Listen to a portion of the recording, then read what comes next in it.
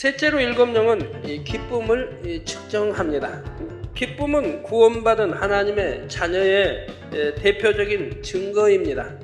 네 번째로 일곱 영이 측정하는 것은 감사입니다. 조금의 믿음이라도 있는 사람은 어떤 상황과 조건 속에서도 중심에서 감사의 고백이 나옵니다. 구원의 은혜 한 가지만 생각해도 감사가 나올 수밖에 없지요. 다섯째로 일곱 영은 계명, 곧 십계명을 측정합니다. 여섯째로 일곱 영은 충성을 측정합니다. 마지막 일곱 번째로 일곱 영은 사랑을 측정합니다. 사랑은 앞에서 살펴본 여섯 가지 전체를 온전하게 엮는 띠와 같은 역할을 하며 우리가 이 땅에서 경작받는 궁극적인 목적입니다. 믿음을 비롯하여 다른 모든 것이 있을지라도 사랑이 없으면 결과적으로 아무런 소용이 없기 때문에 맨 마지막으로 사랑을 측정하는 것입니다.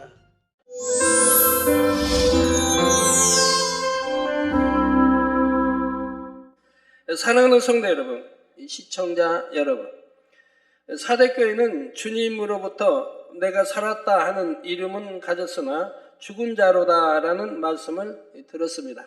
겉으로 볼 때는 살아있는 것 같지만, 즉 교회에도 열심히 나오며 신앙생활하는 것처럼 보이지만 실상은 죽은 자와 다름없다는 뜻이지요. 바로 하나님께서는 사람의 중심을 보시기 때문에 아무리 겉으로는 그럴듯하게 보여도 속마음과 중심이 변하지 않고 교회에 왔다 갔다만 하는 신앙은 살아있는 신앙이라 할 수가 없습니다.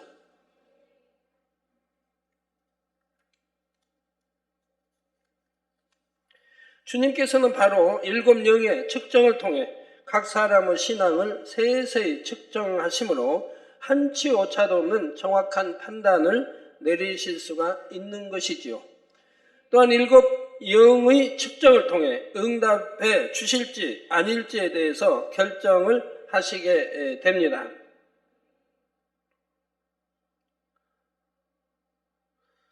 따라서 일곱 영이 측정하는 분야는 신앙의 전반적인 분야를 함축한 것으로서 여러분이 늘 자신을 점검하며 스스로를 돌아보아야 하는 분야들이지요. 오늘은 지난 시간에 이어 계속해서 일곱 영에 대해 말씀드리도록 하겠습니다. 그런데 여러분이 일곱 영이라고 하니까 영이 일곱이 있나 보다 생각하시면 안 됩니다. 일곱 영이라 하여 첫 번째 영, 두 번째 영, 일곱 번째 영, 이런 식으로 영이 일곱이 있다는 뜻이 아니지요. 일곱은 완전수로서 영이신 하나님의 완전성을 나타내는 것이며 일곱 영은 곧 하나님의 마음을 뜻합니다. 모든 것을 감찰함에 있어서 하나님의 마음으로 조금의 실수나 착오도 없이 정확하고 완벽하게 감찰한다는 의미에서 바로 일곱 영이라 말씀하는 것이지요. 그리고 이 일곱 영은 마치 응답의 저울과 같다 했습니다. 그래서 일곱 영은 응답의 가부를 결정하기 위해 크게 일곱 가지 분야를 측정합니다. 물론 일곱 영은 사람의 생각과 마음과 행함 등 모든 면을 다 측정하지만 그것을 크게 일곱 가지 분야로 나눌 수가 있지요. 그 일곱 가지 분야는 믿음, 기쁨, 기도, 감사, 계명지킴, 충성, 사랑인데 지난 시간에는 이 중에서 믿음과 기도에 대해 설명을 드렸고 오늘은 나머지 다섯 가지에 대해 말씀드리겠습니다. 셋째로 일곱 영은 기쁨을 측정합니다. 성도 여러분, 기쁨은 구원받은 하나님의 자녀의 대표적인 증거입니다. 그래서 영원한 사망 지옥에서 건져졌고 영원한 생명을 얻어 천국에 가게 되었는데 그 기쁨을 무엇과 비교할 수가 있겠습니까? 또한 주님을 믿기 전에는 세상의 온갖 문제들로 인해 눈물, 슬픔, 아픔, 고통, 사망 등에 쌓여 기쁨이 없는 삶을 살다가 구원받은 하나님의 자녀가 되어 아버지 하나님의 사랑과 은혜 안에서 천국 소망 가운데 살아가게 되니 당연히 기쁨이 넘치게 되지요.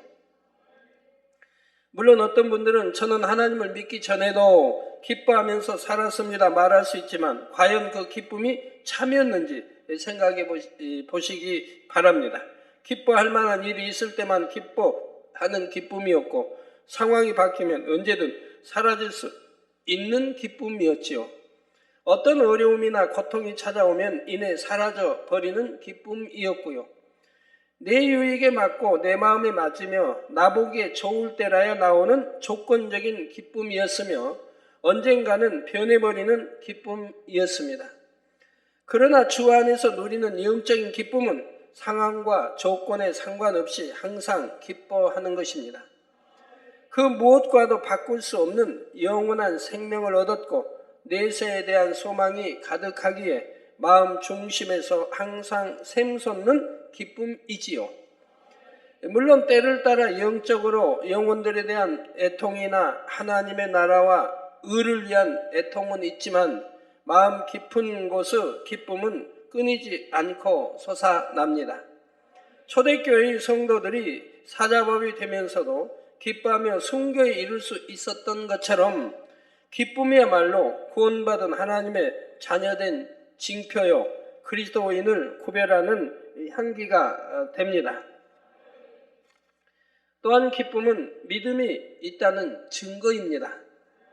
하나님에 대한 확실한 믿음과 기도와 간구에 응답 주실 것을 믿기에 현실의 어떠한 상황에도 상관없이 기쁨이 나올 수가 있는 것이지요. 그래서 응답 받을 믿음이 있는 분들은 제게 기도받으러 나오는 모습부터가 다릅니다. 아무리 어려운 문제를 갖고 온다 해도 근심 걱정이 가득 차서 어두운 얼굴로 나오는 것이 아니라 기쁨을 잃지 않는 밝은 얼굴로 나오는 것입니다. 믿음으로 기도받으면 문제가 해결될 것을 믿기에 마음에서 우러나오는 기쁨이 있는 것이지요. 이런 분들은 기도받은 후에 얼마 되지 않아 응답받은 간증을 해오는 것을 보게 됩니다. 그런데 간혹 믿음이 있다 하고 직분을 가진 분들 중에도 영적인 기쁨을 잃은 분들이 있습니다. 겉모습은 웃는 얼굴을 하고 있지만 마음 중심에서 우러나오는 기쁨이 느껴지지 않지요. 하나님에 대한 뜨거운 사랑과 열심이 사라지고 미지근한 신앙으로 식어버렸거나 성령의 소욕을 쫓지 못하고 세상을 취하여 하나님과의 사이에 담을 만들게 되면 영적인 기쁨도 마음에서 사라지기 때문입니다. 그래서 그런 분들은 믿음도 있고 직분도 있으며 그만큼 머리가 되었음에도 어떤 응답을 받기 위해 기도할 때 오랫동안 응답이 지체되는 것을 봅니다. 믿음의 분량에 맞는 기쁨의 열매가 없으니 7영이 기쁨을 측정할 때 합격하지 못했기 때문이지요. 성도 여러분, 기쁨은 곧 평안으로부터 나옵니다. 여러분이 아버지 하나님과 화평하고 주변의 사람들과 화평하며 여러분 자신과도 화평을 이루게 되면 여러분 안에 내주하시는 성령께서 평안을 주심으로 당연히 기쁨이 샘솟듯 솟아나게 되죠. 그리고 적어도 아버지 하나님과만 화평해도 즉 어떤 죄의담을 만들지 않고 있다면 마음 중심에서 기쁨이 떠나지는 않습니다. 여러분 마음이 평안하고 누구하고 화평 이루고 또 마음에 기쁘고 감사하고 이런 분들은 항상 이런 분들은 첫째는 하나님과 화평을 이루고 있다는 얘기예요. 즉 하나님 말씀 안에 내가 살고 있다는 얘기예요. 그리고 모든 사람과도 화평을 이루고 있다는 것이고요. 모든 사람, 이웃과 믿음의 형제든 누구든 다 화평을 이루고 있다는 거죠. 내 직장의 동료든 뭐 가족이든 다 화평을 부부든 그리고 자신과의 화평도 이루어야 되고요. 자신과의 화평. 즉 싸움이 없어야 된다. 마음의 싸움. 육신의 생각, 육신의 소욕을 쫓으려고 하는 마음, 성령의 소욕을 쫓으려고 하는 마음, 이 두 마음이 싸우죠. 육신의 소욕을 쫓으려고 하는 마음이 없어졌을 때, 성령의 소욕만 쫓으려고 할 때 마음에 항상 화평하죠. 마음이 싸울 게 없어요. 마음이 화평. 이런 분들은 항상 하나님 말씀 있는 대로 기뻐할 수 있는 거예요. 항상 기뻐하라. 깨어기도하라. 범사에 감사. 이것이 이루어진 사람이에요. 왜? 마음에 화평이 있으니까. 마음에는 항상 화평이 있어요. 왜? 비진리와 진리와 싸움이 없다 이 말입니다. 이제 비진리는 다 빼냈고 악은 모양으로 빼냈고 내가 진리로 되어 있고 진리 안에 거하니까 내 싸움이 없죠. 마음에. 이런 분들은 당연히 하나님과 화평을 이루죠. 하나님과. 왜? 내가 진리 안에 빛 가운데 거하니까. 아버지의 빛이신데 우리도 빛 가운데 거하니까 하나님과 사귐이 있고 하나님 사랑합니다 믿습니다 하가 진실이고 참이다 이 말입니다. 그래서 하나님과의 화평을 이루죠. 그러고 보면 내 이웃과 가족과 부부든 누구하고도 다 화평을 이루게 되죠. 그래서 화평을 온전히 이룬 이분은 천국에 가도 어디 가요? 못해도 삼천증 아니면 새 예루살렘. 그래서 히브리서에 있는 대로 모든 사람과 화평함과 거룩함을 쫓지 아니하면 결단코 주를 볼 수 없다. 하나님 말씀은 얼마나 정확한지 그대로인 거예요. 말씀 한 절 한 절이 그대로인 것입니다. 모든 사람과 화평을 거룩을 쫓는다면 이분은 벌써 영으로 들어갔고 온영으로 들어간 분 아닙니까? 그러니 당연히 천국을 가도 못해도 삼천증 아니면 새 예루살렘을 갈 수가 있는 거죠.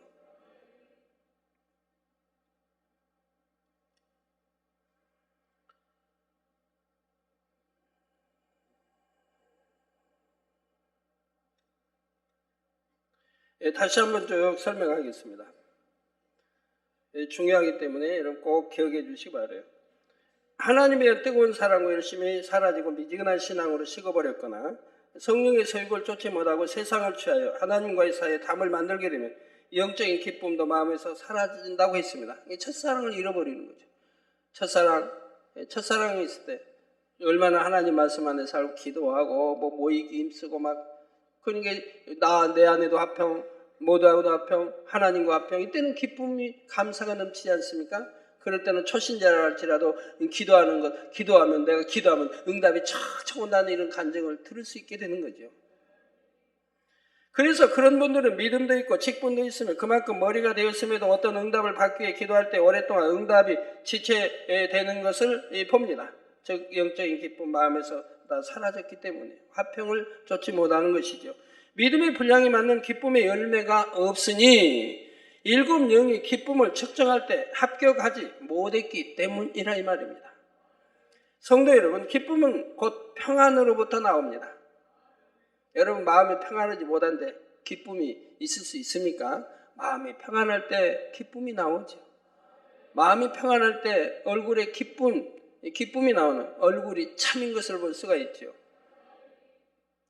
여러분이 아버지 하나님과 화평하고 주변의 사람들과 화평하며 여러분 자신과도 화평을 이루게 되면 여러분 안에 내주하시는 성령께서 여러분에게 평안을 주신다 이 말입니다. 당연히 기쁨이 샘솟듯 솟아날 수밖에 없는 거예요. 그러니까 여러분 신앙생활하면서 한번 점검해 보세요. 나는 기뻐하고 있는가? 범사에 감사하고 있는가? 아니면 염려, 근심, 걱정하고 있는가? 정말 내 안에는 기쁨이 넘친다. 이래도 저래도 오늘도 내일도 어제도 그제도 몇 달 전에도 나는 항상 기쁨이 넘친다. 그 감사가 넘친다. 이런 분이라고 하면 틀림없이 성령을 기쁘게 해드린 분입니다. 즉 자신과 화평하고 하나님과 화평하고 모든 사람과 화평함을 쫓는 분인 거예요. 이런 분들은 당연한 거예요. 성령이 기뻐하시고 여러분이 기쁨을 주신다 이 말입니다. 어느 누구 원수마귀나 어느 누가 빼앗을 수 없는 기쁨을 주시는 것이라 이 말입니다. 그래서 성령께 평안을 주심으로 당연히 기쁨이 샘솟듯 솟아나게 되죠. 여러분 예를 들어서 어떤 적은 것이라도 어떤 법을 어겼다고 생각해봐요. 적은 법이라도 어겼다고 해봐요. 그러면 기쁨이 나올까요? 기쁨이 사라지죠. 왜? 법을 어겼으니까. 벌써 화평을 쫓지 못한 거예요. 진리하고 화평을 쫓지 못한 하나님도 법을 지키라는데 쫓지 못한 거예요. 그러니까 마음 안에 기쁨이 있을 수가 없죠. 사라지죠. 반대로 염려, 근심, 걱정이 오게 되는 것이죠. 자, 그리고 적어도 아버지 하나님과만 화평해도 즉 어떤 죄의담을 만들지 않고 있다면 마음 중심에서 기쁨이 떠나지는 않습니다. 그러므로 이 시간 여러분 자신을 돌아보아 마음에 기쁨이 없는 분이 있다면, 혹은 기쁨이 사라져가는 분이 있다면, 혹여 예배 시간에 졸린다고 하면, 기도 시간에 졸린다고 하면, 신령과 진정으로 예배드리지 못한다고 하면 다 마찬가지예요. 지금 기쁨이 없는 것이고 화평을 깨는 거예요. 하나님과의 내 마음 안에서, 또는 성령을 기쁘게 할 수 없는, 그러니까 지금 비진리를 쫓고 있고 세상을 사랑하고 있다는 거예요. 세상을 쫓고 있다는 것이죠. 원수마귀가 좋아하는 것들을 하고 있다는 얘기예요. 그러니까 기쁨이 사라질 수밖에 없는 것이고. 그래서 여러분이 자신이 점검해 볼 수 있다는 말입니다. 나는 예전에 참 기뻐했는데 왜 지금은 기쁨이 없는가? 왜 기쁨이 점점 식어지는가? 옛날에는 그렇게 뜨겁게 하나님을 사랑하고 목자를 사랑하고 이렇게 진리를 사랑했는데 왜 지금은 그 첫사랑을 잃어버렸는가? 되돌아보면 뻔한 거라 이 말이에요. 내가 어느 순간에 세상을 사랑했어요.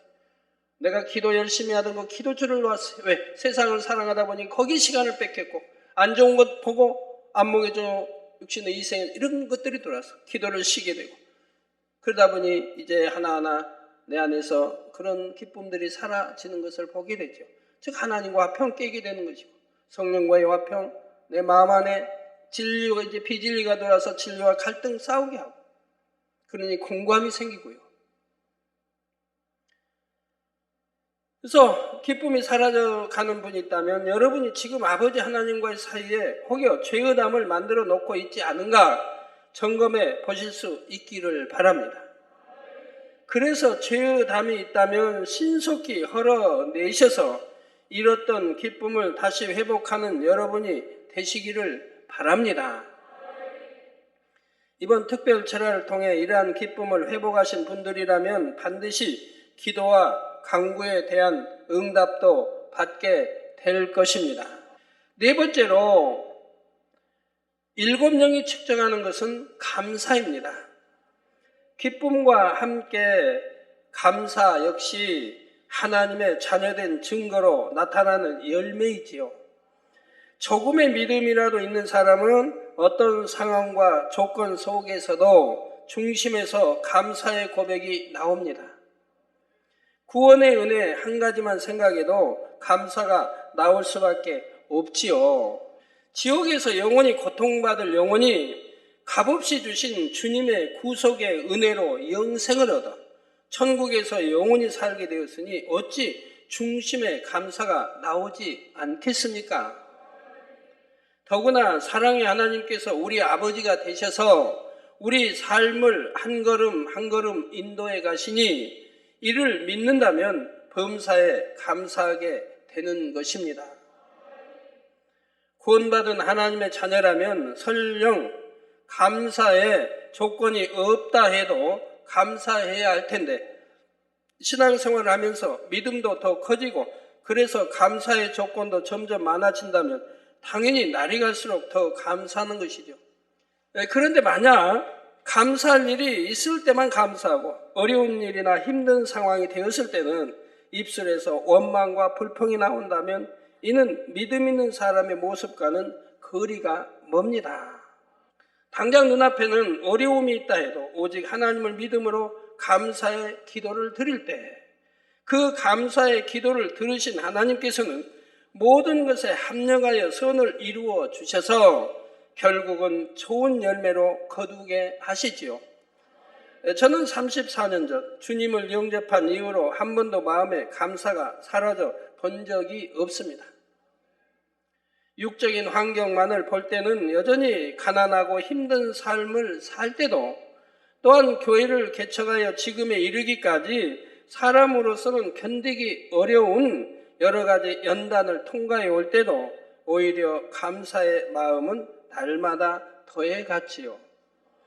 이렇게 감사의 마음을 향으로 올려드릴 때 하나님께서도 기뻐하셔서 제가 기도하는 것마다 신속하게 응답해 주셨습니다.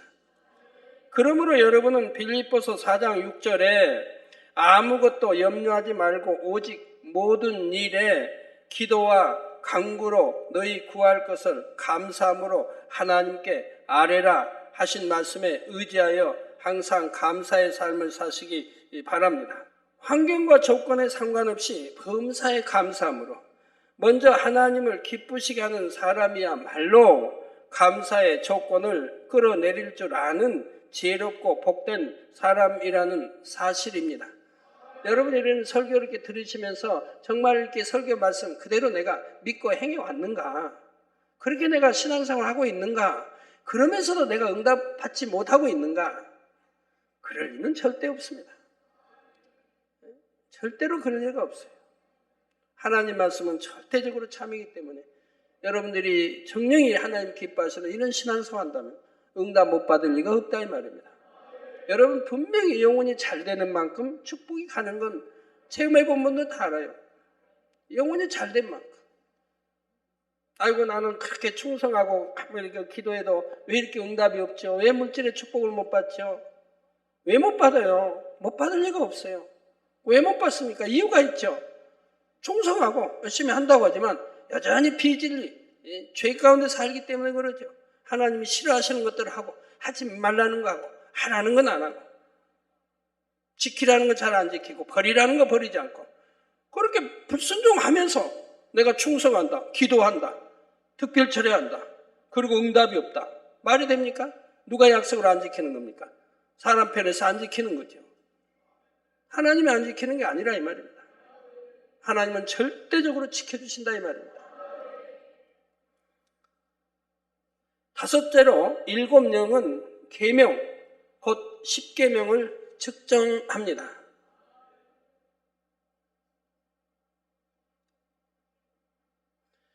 성경에 보면 무엇을 하라, 하지 말라, 지키라, 버리라 이렇게 명해 놓으신 말씀들이 많이 있습니다. 그 중에서도 십계명은 성경의 모든 계명들을 함축하고 있지요. 바로 이 십계명을 우리가 지키고 있는지 일곱 영의 측정에 합격점을 받을 때 응답도 신속하게 주어지는 것입니다. 하나님의 자녀라면서 말씀대로 살지도 않고 세상 사람과 다를 바 없이 범죄하면서 하나님의 뜻과 반대되게 행하는 사람에게 하나님께서 응답해 주실 수는 없는 것이지요. 그런데 계명을 지킨다는 것은 우리가 하나님을 사랑한다는 증거입니다. 요한일서 5장 3절에 하나님을 사랑하는 것은 이것이니 우리가 그의 계명들을 지키는 것이라. 그의 계명들은 무거운 것이 아니로다. 계명들이 무거운 게 아니에요. 왜? 하나님을 사랑하면 무거운 게 아니에요. 육으로도 정말 사랑하는 사람들끼리는 상대가 원하는 것은 다 들어주고 싶어 하죠. 우리 부부, 나 결혼하신 여러분들, 나 연애 시절을 생각해 봐요. 얼마나 행복했는가. 당신 아니면 못 살 것 같은. 당신 씨 아니면 못 살. 그때 얼마나 행복했어요. 약혼할 때 얼마나 행복했고, 결혼 전까지 얼마나 행복했어요.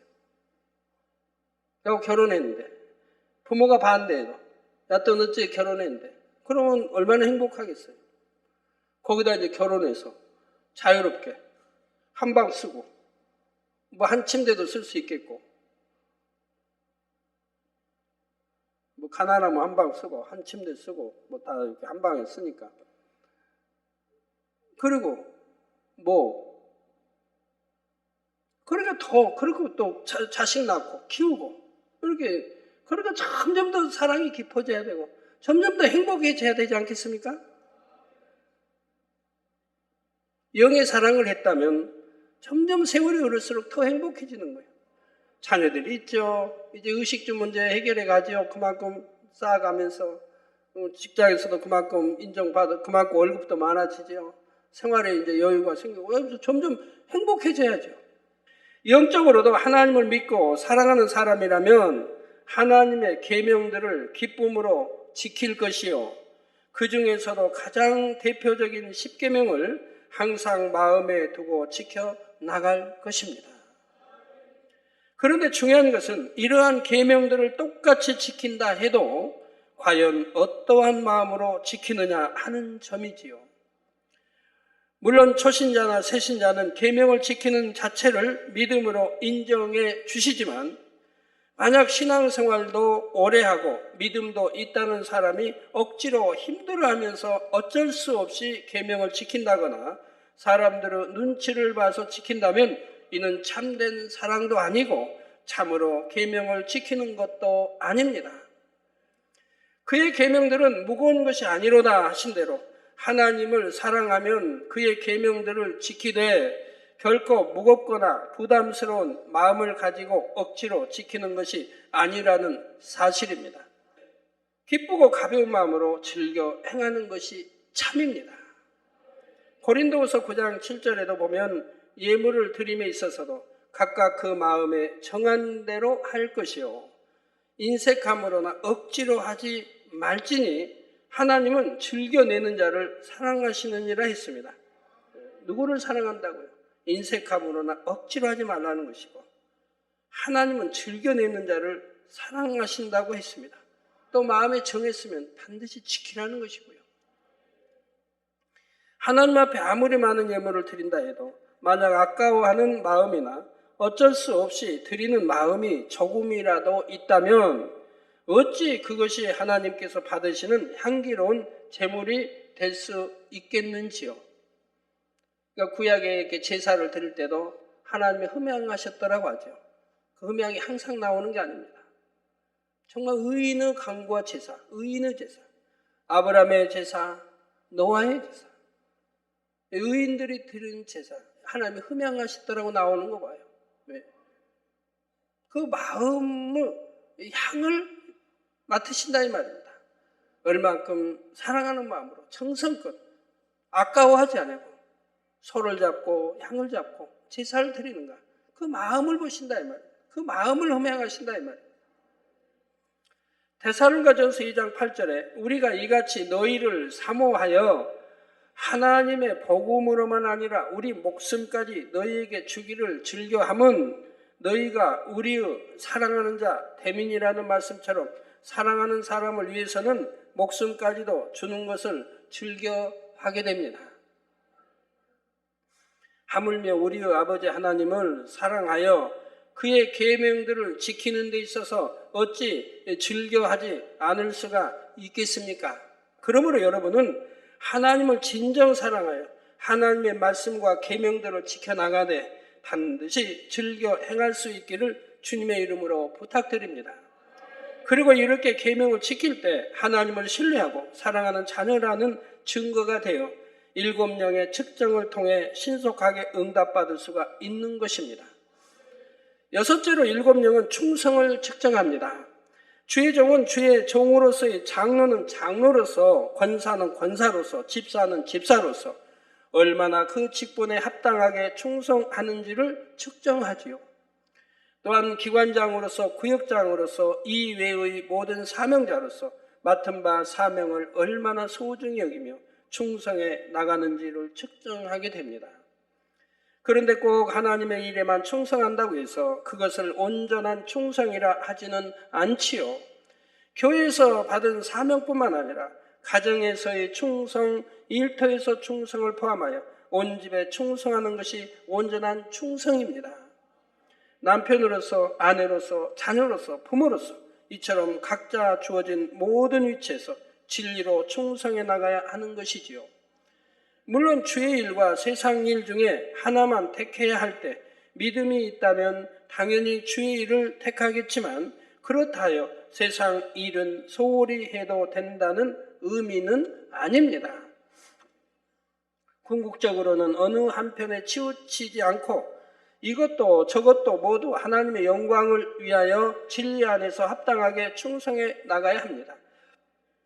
때때로 기도받으러 오는 분들 중에 보면 신앙의 연수가 오래되고 직분 있는 일꾼인데도 사업터에 큰 문제가 생기거나 중한 질병이 생긴 경우가 있습니다. 그런데 이분들이 고백하기를 예전에는 뜨겁게 사명 감당하며 충성했는데 어느 순간부터 사명을 놓아버렸다는 것입니다. 사업터를 확장하는 데 마음을 빼앗겼다거나 가정의 핍박으로 인해 점차 타협하게 되었다거나 기타 여러 가지 상황 속에서 사명에 대한 충성이 식어져 버렸다는 것이지요. 따라서 온전한 충성은 변함없는 충성이라는 사실도 꼭 기억해야 됩니다. 1년간은 열심히 충성하고 그 다음에는 충성하지 못하고 그걸 어찌 충성했다고 하나님이 하시겠습니까? 충신은 영원히 충신이지 임금 섬길 때만 충신이고 임금이 너 그만두고 이제 그냥 나가 오늘날 말로 사표 쓰고 나가 그러면 충성이 뭐 식었다. 그게 무슨 충신이라고 하겠습니까? 정말 변하지 않는 충성이 참 충성이죠. 근데 여러분 기관장 할 때는 열심히 기관 돌아보고 회장 할 때는 열심히 구역장 지역장 할 때는 열심히 돌아보다가 기관장에 뚝 떨어져 버리면 그때는 기관장 됐을 때보다 충성합니까? 영원 사랑함이 기관장이 됐을 때 영원 사랑함 같이 사랑합니까? 대부분이 아닌 걸 보게 돼요. 아닌 거.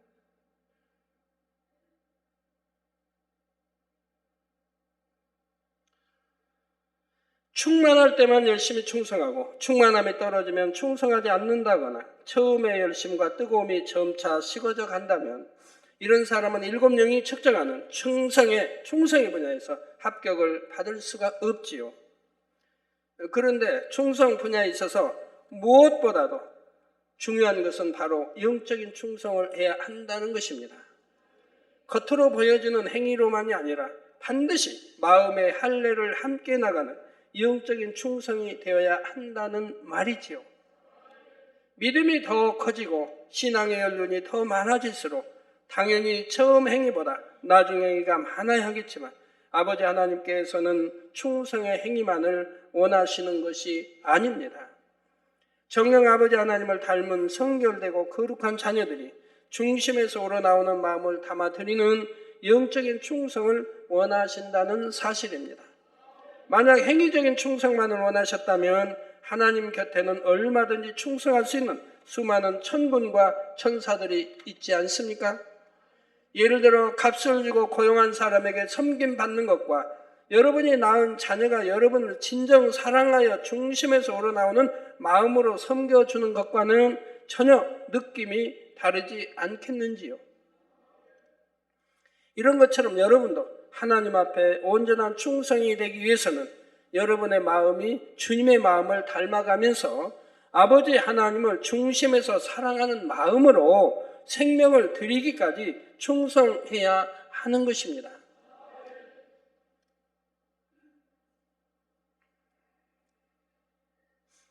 지구에 이제 교육자 되신 분들도 해외에 있는 선교사도 마찬가지일 건데 제가 개척에서 성도들 관리를 어떻게 한 줄 아십니까?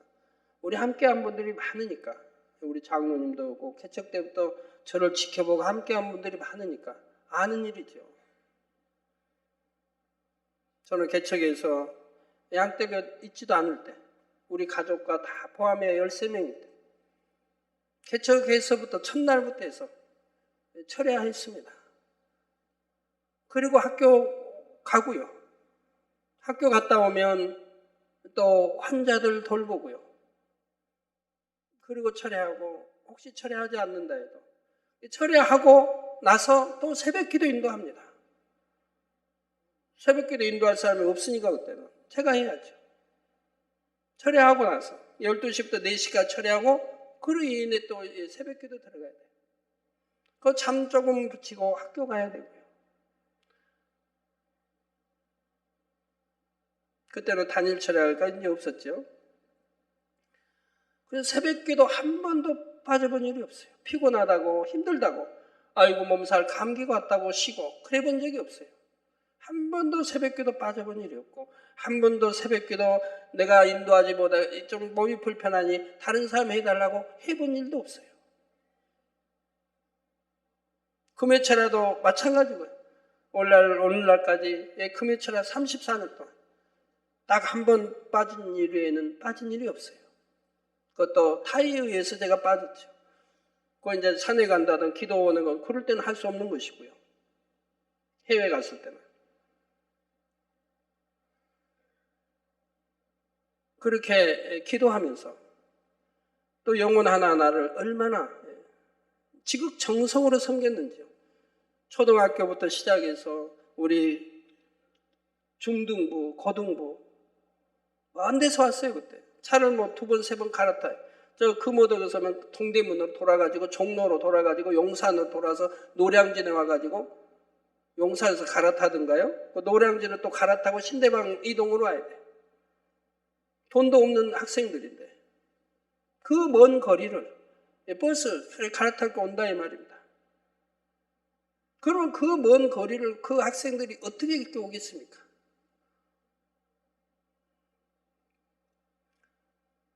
그만큼 지극정성으로 섬겼다 이 말입니다. 꼭 그들이 끝나고 토요 예배든 아니면 주일이든 예배 끝나고 그들이 돌아갈 때 꼭 버스 타는까지 나가서 제가 꼭 토큰 지어주면서 잘 가라 손 흔들어 줬어요. 항상 그렇게 했어요. 변함없이. 토큰도 하나 주면 안 되잖아요. 갈아탈 거니까 갈아타 2번인가 3번 2번 갈아타면 4개가 필요하죠. 또 올 때. 다음에 또 올 때 돈 없으면 못 오니까 갈 거 올 거 그러니까 4개 아니면 6개 이게 토큰을 주면서 그때는 뭐 돈이 없을 때니까 헌금도 몇만 원 나올 때니까 제가 먹지 않고 제가 쓸 거 쓰지 않고 그렇게 해서 토큰 사서 토큰을 일일이 줬어요.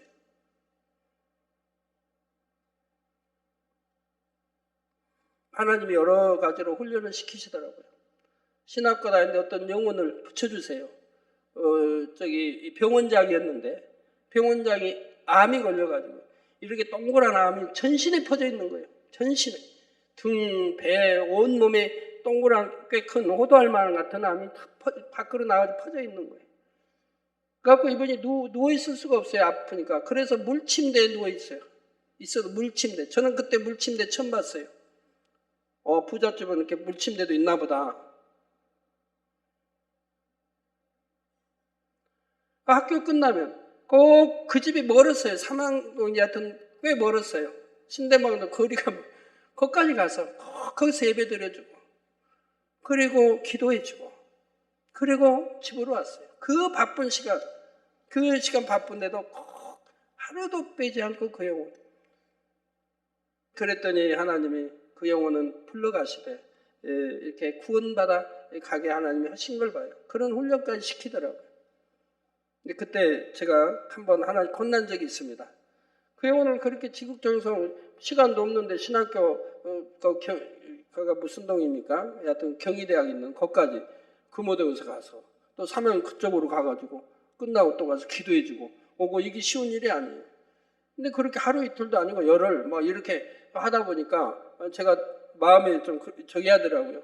저 영혼이 내가 이렇게 열심히 해서 이렇게 했는데 치료받고 그럼 나도 좋겠고 만약에 치료받지 못하고 죽는다면 내가 드린 이렇게 시간들이 너무 아깝다 이런 생각이 들어서 한 번은 교회에 와서 기도실에서 기도를 했어요. 하나님 저 영혼을 치료해 주실 건지요? 아니면 불러가실 건지요? 기도를 제가 했어요. 그 영혼에 대해서 치료해 주실 건 살려주실 건지 아니면 데려가실 건지 이걸 기도했어요. 기도하다가 한 번 책망을 들었습니다. 네가 하나님이 되려고 하느냐? 그때 그 말씀을 제가 네가 하나님이 되려고 하느냐? 저는 너무 깜짝 놀랐죠.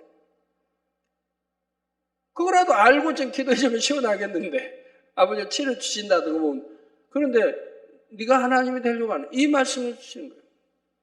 또렷하게 음성으로 주시는 거예요. 너무 제가 식은땀이 온몸에서 나더라고요. 제 마음은 그게 아니었지만 아버지 말씀이니까 그러더니 그 다음 말씀이 뭐냐. 죽고 살리는 권세는 하나님께 있다. 아버지 하나님께 있다. 네가 죽고 사는 그 아버지 권세 네가 그까지 알려고 해서는 안 된다. 그 말씀을 하세요. 그래서 얼마나 제가 깜짝 놀랐는지요. 그러고 나고 이제 그 병원장이 믿음 갖고 이제 스스로 입술로 천국이 있음을 고백하고 이제 나는 지금 죽어도 내 구원받아 천국 갈 수 있으면 감사하다. 이런 고백이 나오니까 그때 하나님이 데려가신 걸 봅니다.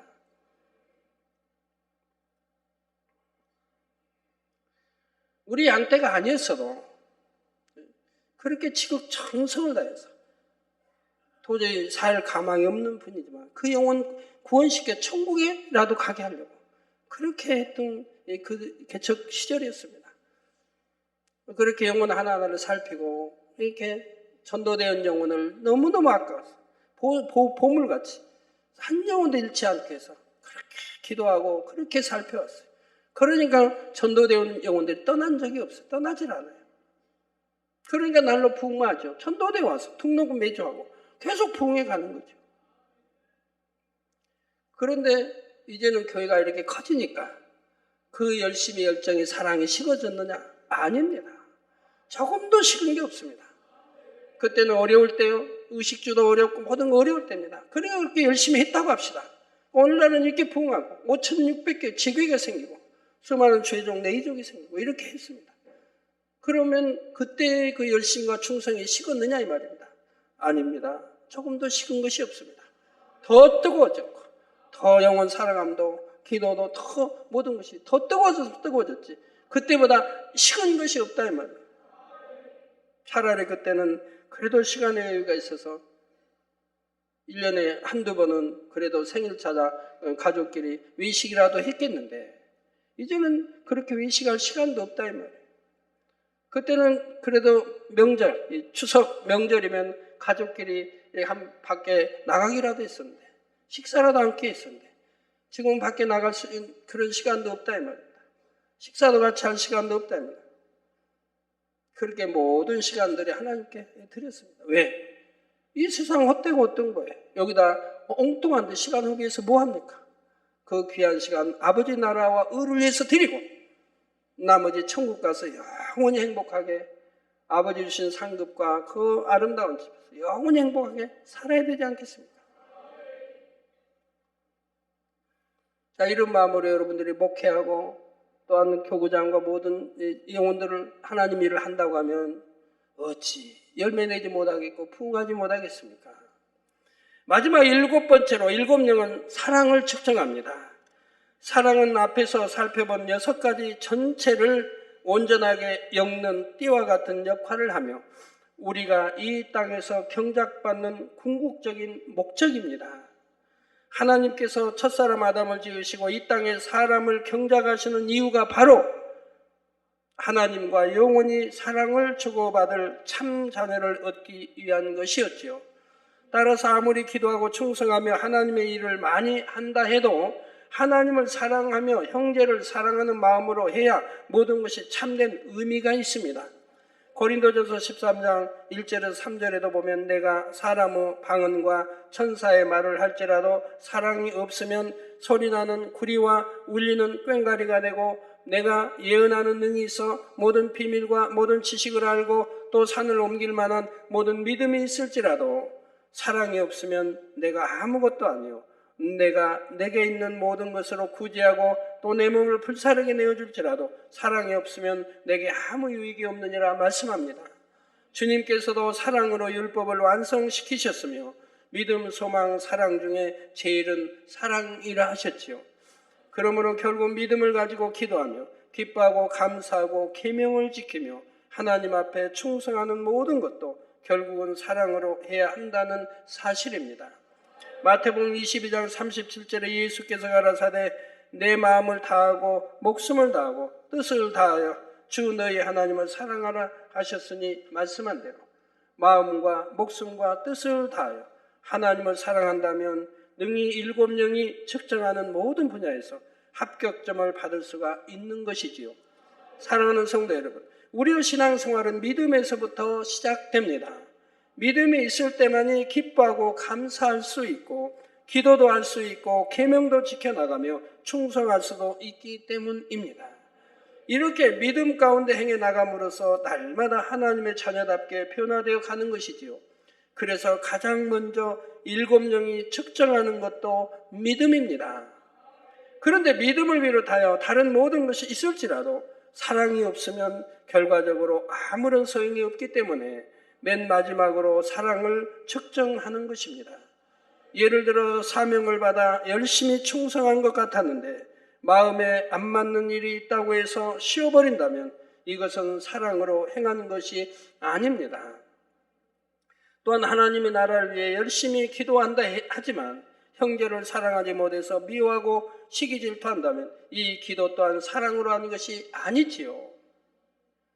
어떤 분들 이제 많이 아파가지고 이제 믿음 있는 이제 이렇게 분들이 여기 왔어요. 소문 듣고 왔어요. 그러가 등록했어요. 이제 치료받기 위해서. 그러면 기도해 가면서 그럽니다.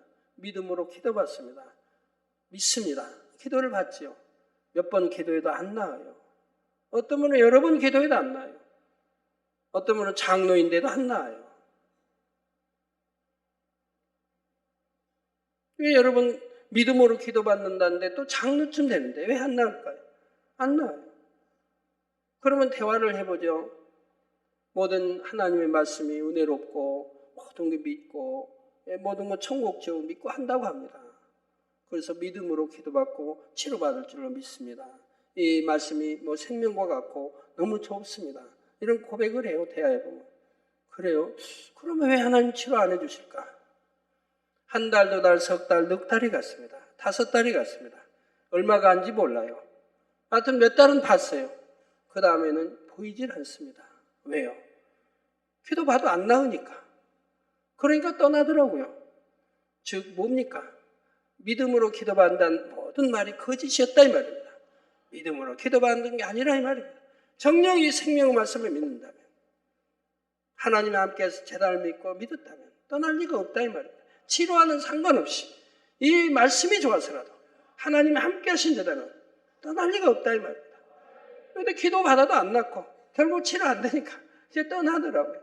그럼 믿습니다. 생명의 말씀이 있고 뭐 하나님과 함께 이 모든 고백이 거짓이었다는 게 드러나죠. 그러니까 하나님이 역사하지 않은 거라면 영적인 어떤 믿음, 겨자씨만한 영적인 믿음에서도 치료가 안 됩니다. 그런 믿음도 없더라 이 말입니다. 그러니까 믿습니다 하는 것도 거짓이었고 참이 아니었기 때문에 결국은 떠나는 것을 보게 되더라 이 말입니다. 생명의 재단인데. 자, 믿음 있는 직분자요 일꾼으로 사명을 감당한데도 다른 사람의 허물을 말하며 판단 정죄한다면 이 또한 사랑이 있는 것이 아닙니다. 그러므로 우리가 사랑을 이룰 때라야 모든 것을 온전히 이루었다고 할 수 있고 하나님의 마음을 닮아 기쁘시게 함으로 신속하게 응답받을 수가 있다는 사실입니다. 사랑하는 성도 여러분, 7영을 어떤 전자제품에 비유를 할 때 7영이 측정하는 각각의 분야는 전자제품의 부품에 해당합니다. 만약 부품 중에 하나라도 빠지면 스위치를 켜도 작동을 하지 않는 것처럼 7영이 측정하는 분야들 중에 어느 한 가지라도 부족하게 되면 응답이 주어질 수가 없지요. 그렇다면 여러분은 7영의 말씀을 통해 자신의 신앙이 점검되셨습니까? 어떤 사람은 초신자인데도 나는 기도하는 대로 척척 응답받는다고 간증하는 경우가 있습니다. 반면에 일꾼이고 가르치는 입장에 있는 사람이라 해도 응답이 더딘 경우가 있지요. 초신자보다 믿음이 적은 것도 아니고 충성도 기도도 더 많이 하는데도 막상 응답이 더딘 것입니다. 이는 하나님께서 각자의 믿음의 분량에 따라 7영의 측정을 달리 하시기 때문입니다. 초신자가 첫사랑이 뜨겁고 성령이 충만하므로 자기 믿음의 분량보다 더 열심히 기도하고 충성하며 기쁨과 감사가 충만해서 달려갈 때는 7영이 측정하는 기준을 쉽게 충족시킬 수 있지요. 자신의 믿음의 단계에서 할 수 있는 것 이상으로 행하고 있기 때문에 기도하는 대로 쉽게 응답받을 수 있는 것입니다. 비유를 들어서 6살쯤 된 어린아이가 어머니를 도와드리고 싶어서 집안을 청소한다거나 설거지를 해놓는다면 부모님이 얼마나 기특하게 여기겠는지요. 그리고 사랑해요 하고 재롱을 부리며 안겨오면 부모님이 얼마나 기뻐하시겠습니까? 비록 어른이 한 것처럼 깨끗하게 청소하지는 못했다 해도 그 마음과 행함이 너무나 기특하므로 부모님 편에서도 아이가 기뻐할 만한 것을 해주려고 할 것입니다. 반면에 20살이 넘어 장성한 자녀가 부모님을 도와 어떤 일을 했을 때는 6살 난 자녀가 하는 것과는 다르지요.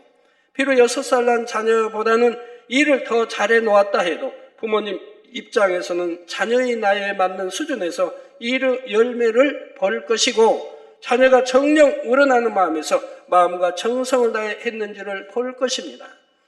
마찬가지로 믿음이 크고 직분과 사명이 클수록 하나님 앞에 당연히 더 많은 것을 드려야 합니다. 7영이 측정하는 모든 분야에 있어서도 자신의 믿음의 분량에 맞는 신앙생활을 해야 하지요.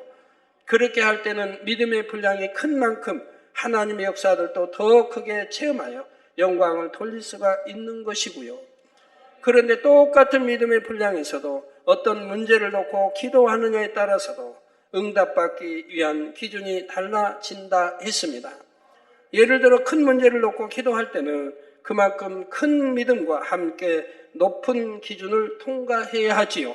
그러니 평소보다 더 큰 믿음을 내보여야 하고 기쁨과 감사와 기도 등의 분야에 있어서도 평소보다 더 승해져야 하는 것입니다. 바로 이러한 사실들을 깨달아서 여러분이 간구하고 기도하는 것에 응답받으려면 어떻게 해야 하는지 스스로 해답을 찾아보시기 바랍니다. 7영이 측정하는 분야에서 부족한 것이 있다면 신속히 그것을 채워서 7영의 측정에 합격할 수 있는 여러분 모두가 되시기를 바랍니다. 그리고 날마다도 온전한 기준에 이르심으로 이제는 마음에 품기만 해도 응답받는 축복된 단계까지 이르는 성도님들이 계속해서 나오시기를 주님의 이름으로 축원합니다.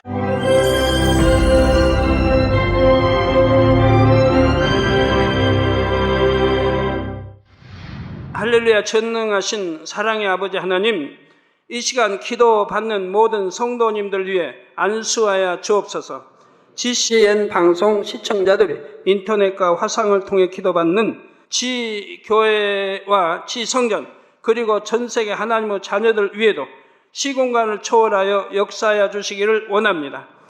믿어지는 믿음을 주시고 부정적인 생각과 의심의 세력을 물리쳐 주옵시며 모든 시험 환난도 물리쳐 주옵소서. 머리부터 발끝까지 오장육부, 뼈, 마디마디, 온몸의 신경, 조직, 세포 등 아픈 곳마다 성령의 불로 태우시고 근본의 빛으로 역사하여 주옵소서. 예수 그리스도의 이름으로 명하노니 원수마귀 사단 모든 질병, 균, 연약함아 물러가라. 빛이 임하라. 모든 불치, 난치병도 성령의 불로 태워 깨끗하게 역사하여 주옵소서. 말라리아를 비롯한 모든 풍토병도 물리쳐 주옵소서. 감기, 기침, 열, 몸살, 독감 등 각종 유행성 질병도 다 물러가라.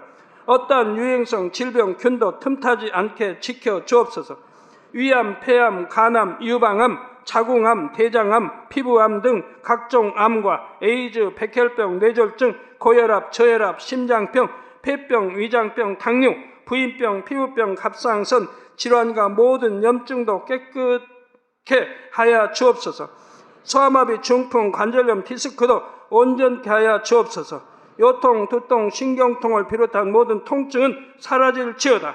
간질, 자폐증, 우울증, 조울증, 노이로제 등 모든 정신질환도 물러가라. 모든 마비된 것도 풀어지고 일어나 걷고 뛸지어다. 눈도 잘 보이게 하옵시고 귀도 잘 들리게 하여 주옵소서. 소경은 눈을 뜨고 기머거리는 들으며 벙어리는 말할지어다. 각종 사고, 후유증도 깨끗게 하시고 부러진 뼈도 붙여 주옵소서. 화상 입은 것도 온전케 하옵소서. 화기야 물러가라. 열도 물러가라. 아버지 흉터도 나지 않게 역사해 주시기를 원합니다. 마약을 비롯하여 각종 약물과 독극물 중독도 깨끗함을 입을지어다. 죽은 신경과 세포가 살아나며 죽은 자도 살아나게 하여 주옵소서. 잉태의 축복도 주시기를 원합니다. 잉태 축복을 받으라. 예수 그리스도의 이름으로 명하노니 원수마귀 사단아 하늘 공중 곳에 잡은 악의 영들아 물러가라. 그의 사자들도 물러갈지니라. 이 땅의 악한 영, 더러운 영, 거짓되고 간사한 영, 이간질하고 미혹하는 모든 어둠들은 물러가라.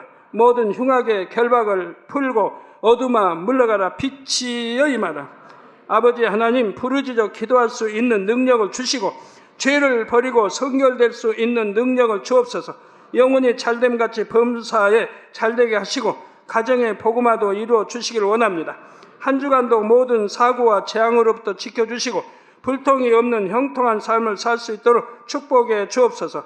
성령의 불담으로 천군 천사와 주님의 불꽃 같은 눈동자로 모든 하나님의 자녀들과 가정, 일터, 사업터를 지켜주시기를 원합니다. 학생들에게 지와 명철을 더하시고 공부도 할 수 있는 뜨거운 마음과 열정도 더하여 주옵소서. 마음과 생각을 세상에 빼앗기지 않도록 지키시고 하나님을 뜨겁게 사랑하는 학생들로 축복하여 주옵소서.